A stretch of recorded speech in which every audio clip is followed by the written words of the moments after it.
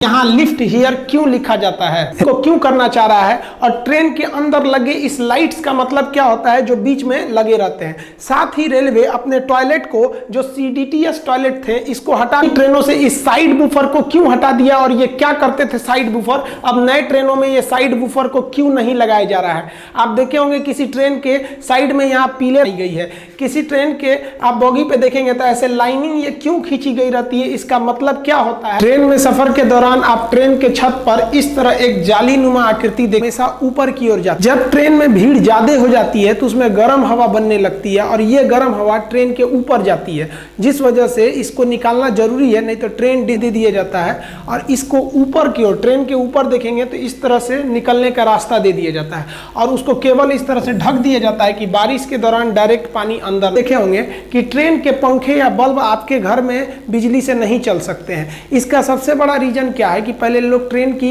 Light पंखे चोरी करके, या तो 220 वोल्ट की AC करंट रहती है और लाइट कट जाती है तो लोग DC चलाते हैं, तो DC अमूमन 12 वोल्ट का रहता है, मीडियम लेवल की कोई भी मशीन 24। यानी रेलवे समझ गई कि AC अगर घर में चाहिए तो 220 वोल्ट और DC चाहिए तो 24 या 12 चाहिए, तो रेलवे ने दिमाग लगाया, रेलवे ने अपने पंखे तब तो 10 वोल्ट DC रहता ही नहीं है। अब क्या करिएगा ले जाके ये, तो ये आपके लिए एकदम बेकार हो गया, इससे रेलवे की सामानों की चोरी रुक गई। ये 110 वोल्ट DC कहां से आते होंगे, इस तरह से एक बैटरी बॉक्स लगी रहती है, इसी बैटरी बॉक्स से आता है। और आप गौर किए होंगे कि ट्रेन के जितने चार्जर वगैरह होते हैं ना ससुरे आधे से ज्यादा तो जले हुए रहते हैं। ऐसा क्यों होता है? इक्वल टू V/I, यानी अगर आप वोल्टेज को कम करिएगा तो धारा यानी करंट बढ़ जाएगा। अब ट्रेन में 110 वोल्ट रहता है और घर में 220 है, इस वजह से तार के जलने की समस्या ज्यादा बढ़ जाती है। इसलिए आप देखेंगे ट्रेनों में लिखा रहता है कि रात 10 बजे से सुबह 6 बजे तक मोबाइल इत्यादि को चार्ज में न लगाएं, ऐसा बहुत ज्यादा धारा जाने से उसमें आग लग सकता है। कोच के अंदर की बैटरी को स्ट्रेंथ को चेक करने के लिए इस तरह से एक इंडिकेटर लगा दिया जाता है। आप ट्रेन में देखे होंगे ऐसे इंडिकेटर मूड में रहती है और अगर रेड जलने लगा है तो समझ जाइएगा कि भाई आपका जो बैटरी है वो डिस्चार्ज हो रहा है।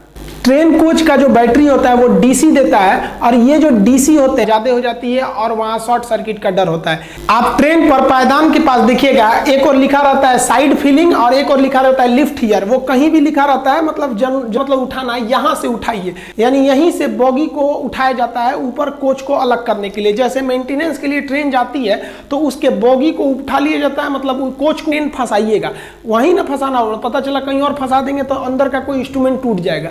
तो फंसाने वाले जगह को इंडिकेट करने के लिए लिखा रहता है लिफ्ट हियर, यहां देखिए बाहर निकल जाएगी। अब साइड फीलिंग का मतलब समझते हैं। साइड फीलिंग का मतलब होता है, साइड मतलब इस साइड से, फीलिंग मतलब भरिए। ये पानी भरने के लिए जगह दिया होता है साइड फीलिंग, ताकि टंकी में पानी को, स्टेशनों पर इसकी व्यवस्था रहती है। इसके लिए आप देखेंगे 4 इंच मोटा एक पाइप रहता है जिसमें से ये फ्लेक्सिबल पाइप निकले रहते हैं। इन पाइप की मदद से हम यहां से आता है, ये पानी कहां जाता है तो ये उस कोच के टंकी में जाता है। एक कोच में 4 टंकी रहती है, 2 इस साइड के बाथरूम में, हर बाथरूम की टंकी अलग रहती है। एक टंकी की जो कैपेसिटी होती है वो 500 लीटर रहती है और इसको भरने में 20 मिनट का समय लगता है।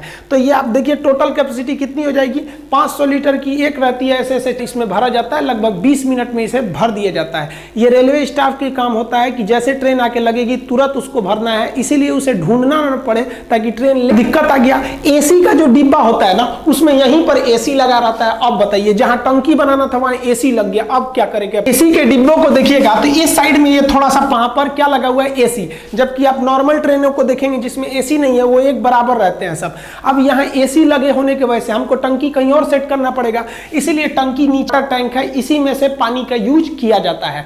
अब ये जो AC लगे होते हैं इसे हम कहते हैं रूफ माउंटेड पैकेज यूनिट। ये 2 ठो AC होते हैं, 7 टन होती है, इसलिए एक ट्रेन के कोच में एक डिब्बे में 2 AC है, अतः 7 दूनी 14 टन इनकी क्या हो गई, क्षमता हो गई। ये चल, इन्हें जनरेटर द्वारा दे दिया जाता है 3 फेज AC सप्लाई। देखिए ट्रेन के जो पानी भरा जाता है जनरली किसी डिब्बे में ऊपर की ओर टंकी रहता है, जबकि AC वाले में नीचे रहता है, इसे लेते हैं। अब बाथरूम से रेलवे को बहुत बड़ा दिक्कत था, लोग बाथरूम करते थे टॉयलेट बाथरूम, तो उनका जो वेस्टेज था वो पटरी पे गिरता था जिससे पटरियों को जंग लग जाता था। यानी अगर कोई टॉयलेट बाथरूम गया तो उसका टोटल भी वेस्टेज है पटरी पर गिरेगा। इससे दो समस्या, एक पटरी पे जंग लगता था, दूसरे जब रेलवे स्टेशन पे ट्रेन खड़ी रहती थी और उसमें कोई इसे सफाई कर दिया जाता था, लेकिन छोटे स्टेशन पर साफ करने की कोई व्यवस्था नहीं थी। इससे बचने के लिए रेलवे ने ओपन डिस्चार्ज सिस्टम को बंद किया। आप देखे होंगे पहले के ट्रेन में एक पाइप व्यवस्था नहीं थी, सीधे नीचे गिर जाता था।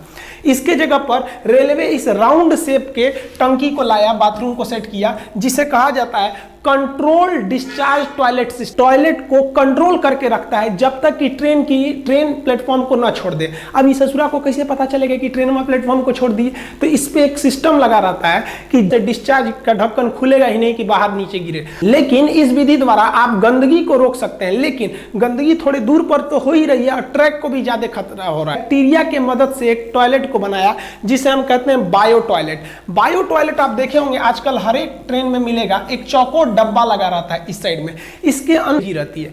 ये क्या करते हैं, हमारे टॉयलेट बाथरूम को उसको डिकम्पोज कर देते हैं, उसको छोटे छोटे टुकड़ों में तोड़ देते हैं, डिकम्पोज कर देते हैं और गैस बनाकर वो नहीं होगी और ट्रैक भी जंग लगने से बच जाएगा। अतः अभी के समय में जितने भी टॉयलेट है वो DRDO द्वारा बनाए गए बायो टॉयलेट का ही यूज हो रहा है। ये सब आउटडेटेड हो चुके हैं देंगे तो बैक्टीरिया अच्छा से काम नहीं कर पाएंगे, इसलिए लिखा रहता था कृपया इसमें कचरा न डालें। लेकिन हिंदुस्तान के लोग को इतना समझ है, ससुरा पानी तो डालते ही नहीं है, कचरा कैसे हटा देगा? कचरा ना जाए उसके लिए इसके फ्लश पे एक तो जाली लगा देती। देखिए, आप किसी भी टॉयलेट के सीट को देख के नहीं बता सकते हैं कि वो बायो टॉयलेट है। इसे वेस्टर्न कल्चर का कहते हैं, ये इंडियन कल्चर कहते हैं। अगर आपको पता करना है कि टॉयलेट कौन सा है, फिर तो आपको कोच से बाहर आना पड़ेगा और नीचे का देखना पड़ेगा कि टॉयलेट ही लगाए जा रहे हैं। नीले रंग वाली आईसी